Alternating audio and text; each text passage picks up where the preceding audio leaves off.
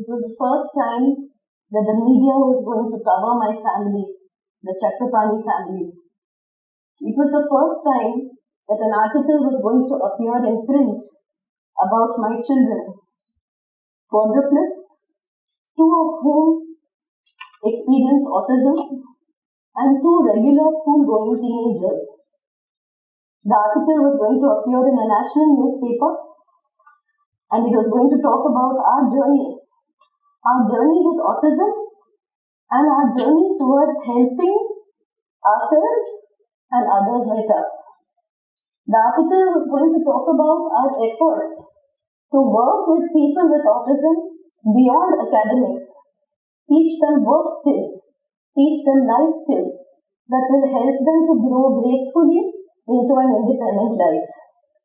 So I was very excited about the article, and I opened the paper the moment it hit my doorstep.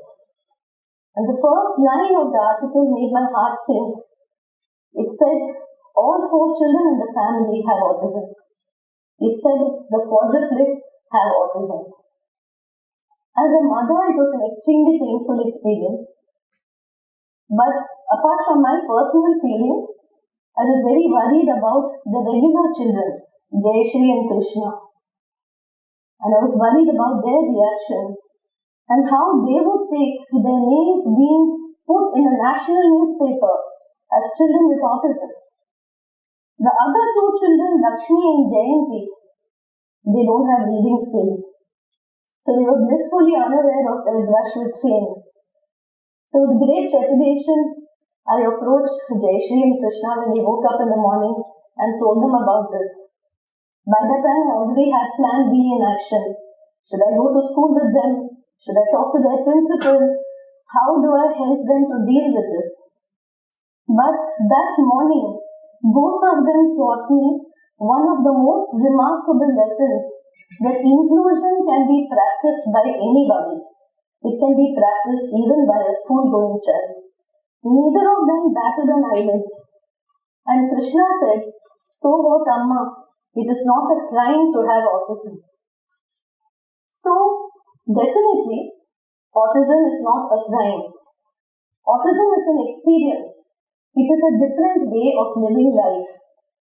But it is not an experience only for the person who has been diagnosed. It is an experience for the 100 to 500 people who come into contact with a person with autism. Each one of us connects and experiences autism indirectly through that individual. What happens at that point of contact has the power to transform lives. It has the power to bring in sunshine into somebody's life. And it has the power to make us realize how much we are capable of giving. I still remember an evening when Jayashree, the regular child, she came up weeping with Lakshmi, her sister, who has autism. Lakshmi had gone down to play with Jayashree, and something was itching inside her skirt. She was 8 years old. A girl of 8 would have normally come home to find out what was wrong, but Lakshmi decided to investigate right then. That's it, all hell broke loose. And Jayashree wept and wept and wept. Amma, I just wanted them to stop laughing at her. Some behaviors go away with a lot of behavior modification and training about socially acceptable behavior, because socially inappropriate behavior is one of the hallmarks of autism. Some behaviors persist and sometimes new ones come up. These behaviors challenge the rest of us. Remember, we are those 100 to 500 people who are living in the community of a person with autism. So these behaviors, they teach us to extend our boundaries. They teach us to accept more. They teach us to understand more. And in the process, they also teach us how large-hearted we are.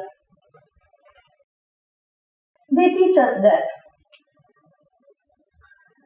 As a family, as a mother, I tried my best to juggle my act between 2 regular children and 2 children who needed so much from me. CP, my husband, He dedicated all his weekends to outwitting his daughters.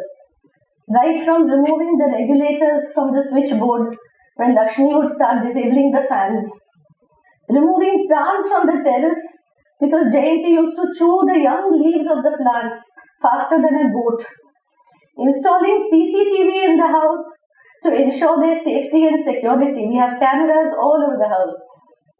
To designing a running program for them when they started piling on the pounds. I told him, CP, I'll do it. I'll help them.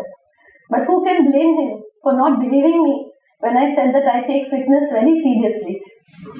He said, no, leave this to me. He took the instructor down to the park and he ran and showed the instructor what he meant when he said, I want them to run every single day. Give them as many breaks as they need. But running is something that they can do lifetime. So as a family, we put our hearts and souls and spirits into helping our children. That was not remarkable because we were up close and personal with autism. What was remarkable was the 500 people in the lives of Lakshmi and Jayanti who put their hearts and their souls and their spirits into pushing Lakshmi and Jayanti's boats along and helping them navigate their lives. One morning in year 2006, when my children were 2 years old, I read an article about autism and something told me that something was really wrong in my family. Jayanti had already stopped making eye contact. She had not yet developed speech. She was engaging in some very strange repetitive behavior.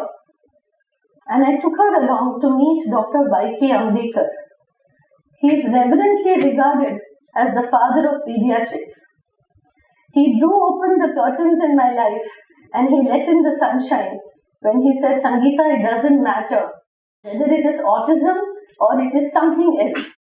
The fact is Jayanti needs help. And with help, she can lead a far better, far more fulfilling life. Your first duty is to not hide from it anymore and to get a diagnosis. Dr. Vibha Krishnamurthy is a seasoned developmental pediatrician. She diagnosed autism in my life not once but twice. For the next 7 years after diagnosis, the Chakrapani family went through multitude interventions, multitude cures to try and eradicate autism from our lives. I used to dream of Dr. Vibha every single day. A chance meeting in the mall. I used to dream of suddenly running into her at a restaurant. I used to dream of her gazing at me in admiration, gazing at my children in amazement and saying, Sangeeta, you've done it. They don't have autism anymore. It was a sweet dream with which I used to put myself to sleep every night. In real time, professionals like Dr. Ambekar and Dr. Vibha, they are the founding stones on which families with autism lead their lives. But we can't all be doctors. We can't all be principals of schools who can throw open their gates and say, come, learn here at your own pace. We can't be CEOs of corporates who throw open their gates and say, come, work here at your own pace. Each of us is so unique. We are all different. We are destined to lead different lives. So obviously, we have our own gates to open. We will choose our own path to empowerment and to inclusion. Shreya, Shruti and Dilfrina, they are a dentist, a homeopath and a lawyer respectively. Each young women of today's generation with thriving careers, they turned one single chance meeting with Lakshmi and Jayanti into a relationship that has lasted so many years. They would sneak in and sneak out. They are busy people. Weekend dropping in, playing a game with them, fixing puzzles with them, painting with them, and they taught Lakshmi and Jayanti what is friendship. So even today, Lakshmi and Jayanti's communication books have pictures of Shreya, Shruti and Dilfrina. On the other hand, you have somebody like Neela Mausi. She doesn't have the advantage of an education. She doesn't have the comfort of financial well-being. She works in houses from morning to evening. Doesn't have time to greet you if you see her across the road. The same lady chats with Jayanti in sign language every single day for 2 minutes. Jayanti is not the same child anymore. She is still needy, she is still vulnerable, but she uses sign language brilliantly. She invents her own signs and she'll follow you and make sure that you understand what she says. Along with her is her colleague, Arnav. So you see Arnav next to Jayanti. He works in the bakery and he packs edible products. Arnav is learning to use his communication book. With that book, he is learning to communicate with the people in his life. So today, I just want you to think. Close your eyes for a second and think. Maybe one of you are one of the 500 people who have played a role in the lives of Arnav and Jayanti, who have played a role in the lives of the 15 youngsters whom you are going to watch now in a video. 15 youngsters who are experiencing a song, each in their own unique way. Some of them are highly verbal and can hold full-fledged conversations with you. Some have limited speech. Some are non-verbal.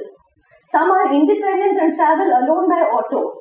Some require supervision and care lifelong. But I am quite convinced that each and every one of you can see yourselves in the lives of one of these youngsters. Maybe you invited them to a birthday party and given them a quiet zone to enjoy the party. Maybe you helped them when they cross the road and go to the park for a walk. It could be a different ways. The color of inclusion is not one. It is multicolored. Choose your color. Watch this video.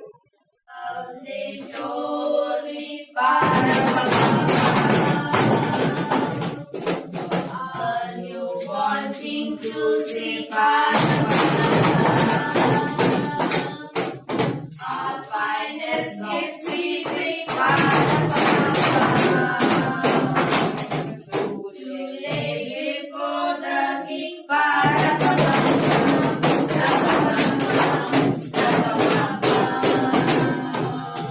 So to honor him, when we come, baby Jesus, I am a poor boy to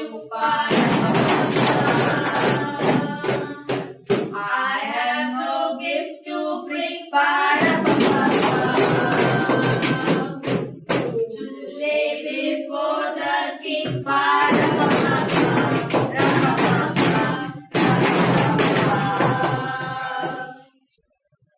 Autism is a great leveler. It is one of the greatest teachers that life is imperfect and yet can be very happy. The moment you accept that life is imperfect, you accept autism. The moment you accept that imperfection and happiness can coexist, you accept autism. All of us want happiness. I feel like Bal Gangadhar Tilak when I say, happiness is the birthright of every person with autism. They also want to be happy. Who knows? One among you may choose your own path to empowering their boat of happiness and pushing it along a little bit. I could be a homemaker, you could be a college student, somebody else could be a 10-year-old school child, someone else could be an adventurer or a trekker. All we have to do is to be open to the fact that we are one of the 500 people at any given point of time. We are one of the 500 people in the community of a person with autism. The moment you are open to it, the magic begins, inclusion happens.